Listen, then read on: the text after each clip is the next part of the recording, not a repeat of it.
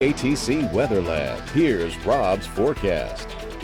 Welcome back. Well, we're in them, the summer doldrums, where it's just plain old hot and humid, and you have these garden variety showers and storms. And I'll put down some locally heavy rainfall for 10 or 15 minutes, then they move on and dissipate. And that's what we've seen today, and that's what we're going to see over the next several days. Rain chances staying, though, in the 30 to 40% range, although it could tail down a little bit later this week. That means hotter temperatures as well. We'll talk more about that in just a bit. First off, though, as we take a look outside, Justin Terro getting our weather shot here, towering cumulus clouds, and in between the hot sunshine, and you hear the locusts chirping away, and some of the birds as well. It's been a typical summer over the last several weeks, wetter than normal latter part of July, thanks in part to Barry and the feedback mechanism on that. But now we're segueing into a more typical summer scenario with a few showers and thunderstorms popping up late this afternoon. You can see most of the activities over eastern Louisiana, certainly as you get out into the Gulf of Mexico, but it's drier off to the north and west thanks to a ridge of high pressure that's over by New Mexico now,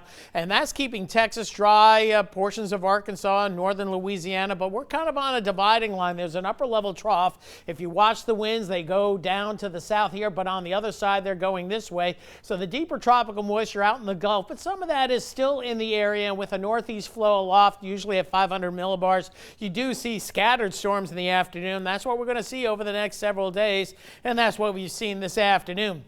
Here's the latest on the Doppler radar. A lot less activity than what we showed you just an hour ago, where we had a good-sized thunderstorm just to the west of Crowley. That is dissipated. You can see the outflow boundary from the storm kind of spreading out here. You can see that right there in a diminishing shower south of Basile, west of Iota. A little bit of a shower over by the Eunice area, and then a few other showers dotting the area, but most of the thunderstorm activity is at Bay, over on the other side of the basin, south and east of Gonzales. So as we look at the tropics, also pretty good news here. We do have scattered storms in the Gulf, some scattered activity in the Caribbean. This is part of that tropical wave we were watching that's just to the south and east of Puerto Rico right now. That's not going to develop. And the rest of the Atlantic being dominated by dust and strong winds and dry air. And we don't see this changing anytime soon. So that is the good news. You don't want to see storms coming off the African coast quite until the 3rd or 4th week of August. That's the more normal time. So still early for that. Meanwhile, as we get out into the Pacific, the remnants of Eric are south and west of Hawaii. Tropical depression Flossie missing the Hawaiian Islands to the north, so no major issues on both the eastern Pacific and the Atlantic basin. And as we look at our moisture, it's going to be up and down next couple of days. I got the rain chances tomorrow at 30%. This is Wednesday. Looks like a little bit of a bump, 40% here, and this is a rough forecast guide. You can see the daily showers and thunder showers trying to form up under that increased moisture level, and then it dries down at night, then it does it again on Friday. So we'll see the risk of afternoon storms going into the weekend, but a little bit drier, we think, Friday, Saturday, maybe Sunday. Here comes a frontal boundary backdooring the northeastern part of the Gulf of Mexico. Deep tropical moisture here. It looks like it's not going to be a good time to be at the beach this weekend or going into early next week with lots of deep tropical moisture, and that will eventually spread westward as we go into the following week, and that's when I have our rain chances going back up significantly as we go into the early to mid part of the week after this week. So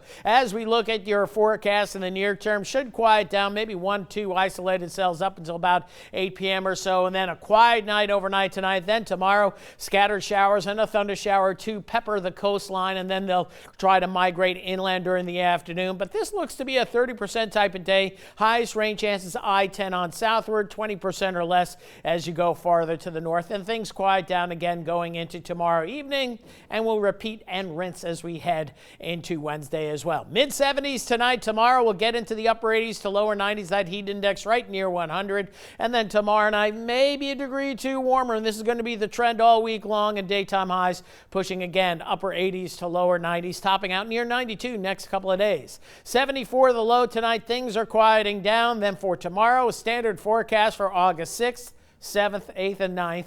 Hot and humid for sure. That heat index right near 100. Scattered afternoon storms. Rain chance tomorrow, 30%. We'll go 40% Wednesday, 30% Friday, but you get the idea.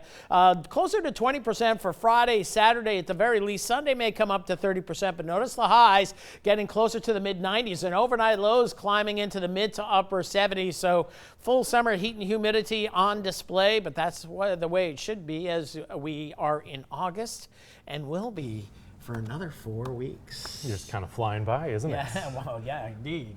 Can't wait for October. Yeah. It's only a couple This will be months. the longest stretch of This the is year right here, the I dog think. days are here. It is. Thanks, Rob.